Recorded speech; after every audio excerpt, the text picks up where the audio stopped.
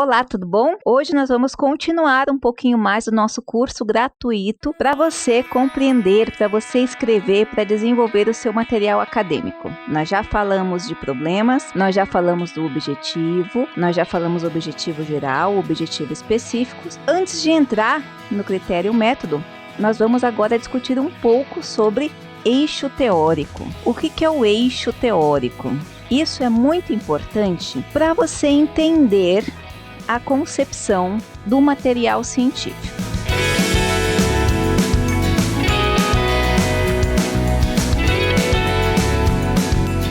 O eixo teórico, ou como você vai chamar a parte teórica que você vai utilizar como base para a concepção do seu artigo científico, vai estar diretamente ligado à sua área. Isso é muito importante você saber, até mesmo para você não confundir. De repente você assiste esse vídeo e faz parte de outra área e aí você não entende muito as colocações que aqui são impostas ou que são faladas. Primeiramente, eu gosto bem de esclarecer que o nosso objetivo é trazer uma linguagem, uma comunicação que atinja o maior número de pessoas possíveis. Desta forma, eu vou falar um pouquinho de eixo teórico, diferenciando um pouco as grandes áreas. Primeiro, eu vou diferenciar as grandes áreas, as áreas de exatas, as áreas de biológicas e as áreas de humanas. Só que essas áreas têm sub-áreas. E aí, a gente não vai conseguir expandir todas as áreas. Então, eu vou fazer um geralzão. Então, vamos lá. Primeiro, a gente começa área de humanas, ok? Áreas de saúde ou biológicas, que envolve, né? Saúde está dentro. E áreas de exatas. Quando você vai falar, né? Porque assim, nem sempre o professor que tem uma formação, por exemplo, ele vai continuar mestrado e doutorado nessa mesma informação, nessa mesma área de formação. O que ele acaba se identificando com uma dessas áreas e orientando conforme ele vai trabalhando. Vou dar um exemplo. No meu mestrado, quem era meu professor, meu orientador, ele era formado em teologia, formado em história, mestre em teologia, doutor em história e doutor em teologia. Ou seja, quando você vai olhar a mentalidade desse professor, ele é inclinado à área de humanas. Então, o eixo teórico para você conceber um determinado tipo de análise, um determinado tipo de crítica, é diferente de uma outra pessoa. Por exemplo, que tenha feito história, mas que no mestrado e no doutorado, por exemplo, tenha feito ensino da matemática. E no doutorado, metodologias ativas para o ensino de ciências exatas. Então, você percebe que, embora a formação tenha sido de humanas, depois o pensamento acabou inclinando para exatas. Ou ainda, vamos falar de mim, eu fiz teologia, graduação de teologia. Aí, eu fiz mestrado em psicanálise com ênfase na clínica. Então, além de psicanálise, eu estudei terapia comportamental, que é bastante inclinada para a área da saúde. No doutorado, eu fui para psicanálise, mas eu fui estudar neurociência, que é também bastante inclinado para a área da saúde. Muitos dos meus colegas das nossas pesquisas que a gente faz estão na área da saúde. Então, as argumentações deles, quando a gente vai formular um material, é diferente na expectativa do eixo teórico. Vou dar mais um exemplo. Agora eu estou fazendo outro doutorado em comunicação e semiótica na PUC. Meu orientador, ele é formado em engenharia, mestre em filosofia e doutor em filosofia e pós-doc em filosofia. A cabeça dele de pensamento dentro dessa área acadêmica está mais para a filosofia, está com inclinação para a filosofia do que para a inclinação de exatas.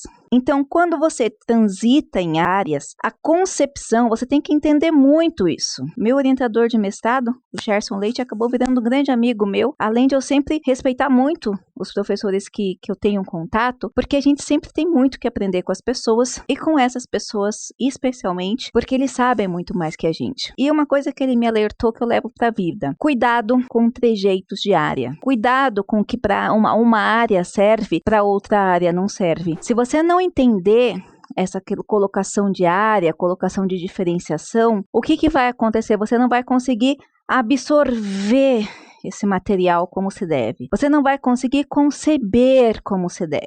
E a compreensão do eixo teórico, no que se refere a áreas, é uma das grandes dicas que o Gerson me deu. Por quê? Pensa comigo, pessoal de humanas. Esses dias eu fiz uma live com um professor e ele falou, como é que o pessoal de humanas analisa, né? Porque para a área da saúde, bioestatística, eu sei que você tem lá o método analisa. Agora, como que o pessoal de humanas analisa? Aí foi o que eu falei para ele, principalmente por eixo teórico. Então vamos lá. Teoria, quando você fala de ciências, ciências é o conhecimento teórico. Quando você fala de ciências por área, você vai ter essa nuance, essa diferença de reverberação, de colocação, de conceito de acordo com a área. Então, quando você está na área de humanas e você falar de eixo teórico, o que significa isso? Significa os estudos, a boca de análise que você vai utilizar para trabalhar. A teoria, por exemplo. Eu quero falar de teoria da comunicação. Eu quero falar sobre comunicação. Aí o professor vai perguntar, qual é o seu eixo teórico? Eu vou partir do ponto de Habermas. E aí, automaticamente, se você vai usar Habermas, que é um autor contemporâneo, por sinal, você tem uma linha de pensamento que você vai seguir para trabalhar com aquele objeto. Eu vou usar Habermas, eu vou usar David Hume, eu vou usar Hannah Arendt, eu vou usar Schopenhauer. Então, você já vai ter várias linhas e correntes de pensamento para analisar aquele objeto. E esse objeto pode ser qualquer coisa que você pensar. Eu posso investigar alimentação, comportamento, sustentabilidade, economia, direito. Então, por exemplo, eu vou trabalhar com as políticas públicas de desenvolvimento de acordo com a ótica de Ronald Dworkin. Veja, você está aqui no lado da humanas, se preocupando com teorias, com conceitos, com ideias, com pensadores, seguir uma linha. Então, por exemplo, se você está no mestrado, você está lá, linha de pesquisa, aí tem os professores. Quem trabalha com semiótica? Aí tem lá, semiótica persiana, que é americana, semiótica russa, semiótica francesa. E aí você tem várias linhas. É aquela linha de pensadores que você vai estar adotando. A área da humanas, ela trata com eixo teórico muito ligado ao programa de pós-graduação que você está envolvido, ou até graduação. Por quê? Se você está na graduação e você está ligado a um professor, e esse professor ou é mestre, ou está fazendo mestrado, ou é doutor e está fazendo doutorado, significa que ele está inclinado, naquele momento, a estudar aquela corrente de autor. Então, por exemplo, lá no meu mestrado, lá na Mackenzie, o que eu estudei bastante? Hans Jonas, que é o da minha tese, Peter Burke, Schopenhauer, Escola dos Análises. São alguns trabalhos, além das matérias de psicologia, que trabalhava com psicologia com cognitivas, mas para você ter uma ideia de eixo teórico, eu acabei tendo uma inclinação. Eu passei um tempo estudando desses autores, ok? Habermas, Kant. Então você começa a ter, com esse passar do tempo, nesse eixo teórico, justamente essa concepção, essa linha de autores que vão trabalhar numa determinada área. Weber, não posso esquecer do Weber. Aí você chega agora, nesse momento, além de tudo que eu estudo, à parte, eu tô bastante inclinada a Deleuze, a Bakhtin, a Hannah Arendt, Spinoza. Então eu tô indo para uma outra linha de eixo teórico. E aí no trabalho de humanas, o importante aqui nesse eixo teórico é você escolher. Cada autor vai falando de pontos de vista ou de assuntos. Tá? Um autor, ele é um todo, ele é um ser humano. Ele vai tratando determinados assuntos com eixos específicos, com uma linha de raciocínio, e aí você vai escolhendo esse eixo teórico. Isso é para humanas, tá? Eventualmente, em alguns temas, você pode apropriar para biológica. No entanto, biológica e exatas, elas estão preocupadas com outro aspecto. Por exemplo, no ramo das biológicas, eu vou falar sobre infecções sexualmente transmissíveis. Primeiro, o que são? Então, da onde eu vou começar? Olha, as infecções sexualmente transmissíveis, anteriormente conhecidas como doenças sexualmente transmissíveis, de acordo com a OMS, é isso. Então, no meu conceito teórico, eu não vou buscar teoria, eu vou buscar conceitos de dados. A Organização Mundial da Saúde reconhece como infecções sexualmente transmissíveis isso. As mais comuns são a incidência. Então, aqui, nesses dados, a preocupação do eixo teórico, na verdade, vai ser, primeiro, o que as instituições, as organizações mundiais reconhecem como a Organização Mundial da Saúde. Segundo, vai trabalhar muito também dentro da organização com os CIDs. E aí você vai procurar estudos científicos dos últimos anos que investigaram isso. Por exemplo, o estudo do fulano investigando clamídia com adolescentes de 14 a 18 anos, encontraram isso.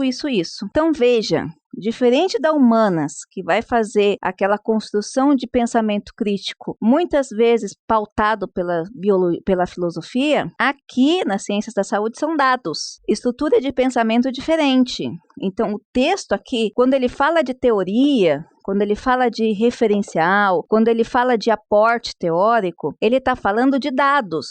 O que os estudos dizem nos últimos anos. Veja, isso aqui é uma área que eu trabalho muito, eu transito muito com essas duas áreas e tem sempre brigas entre os grupos de pesquisa que eu participo justamente porque uma hora eles criticam que aqui é duro demais, outra hora eles criticam que aqui é mole demais, ou vice-versa. Mas é importante que você tenha em mente para quando você, independente da área que você está, você entender, para você construir um problema, para você pensar em metodologia, para você pensar em dados, você entender essa diferenciação. Vou colocar exatas aqui, porque eu passei aqui, aí vai ficar ruim de você enxergar. E exatas? A exatas vai depender muito do tema, mas dificilmente ele vai voltar para os aspectos tão teóricos. Ele pode voltar para aspectos históricos de construção, mas o que ele quer é achar base. Por exemplo, vamos falar um pouquinho de engenharia. Concreto, vamos falar de concreto armado. Então, o que ele quer saber? O que é o concreto armado? O que é o concreto? Quais são as formas de concreto? Quais são as formas de obtenção? Eventualmente, desde quando ele é utilizado? Por que concreto armado? O que significa? Onde pode ser usado? Qual é a resistência? Qual é o teste que eu vou fazer? Então, veja, aqui é mais duro ainda. Ele não está preocupado com essas conceituações ou está preocupado necessariamente com o organismo. Ele está pensando em matemática, ele está pensando em física, ele está pensando em química. Ele quer saber a composição de um determinado concreto que vai suportar tanto de pressão. O interesse dele é outro. Então, quando você fala aqui de eixo teórico ou revisão teórica, se ele voltar um pouquinho, vai ser só para entender de onde que veio aquele objeto. Mas não como na Humanas, que é a construção daquele pensamento, e muito menos igual ao da saúde. Então, isso é bem importante para você entender na nossa próxima etapa, quando a gente for falar de metodologias. Tá bem? Eu espero ter te ajudado. Desculpa esse vídeo ter ficado um pouquinho mais comprido, mas eu quis abranger todas as áreas, até mesmo para que você entenda uma outra área de um colega, de um parente, de um ponto de vista diferente, que parte justamente dessa realidade aqui. Um grande abraço e até a próxima!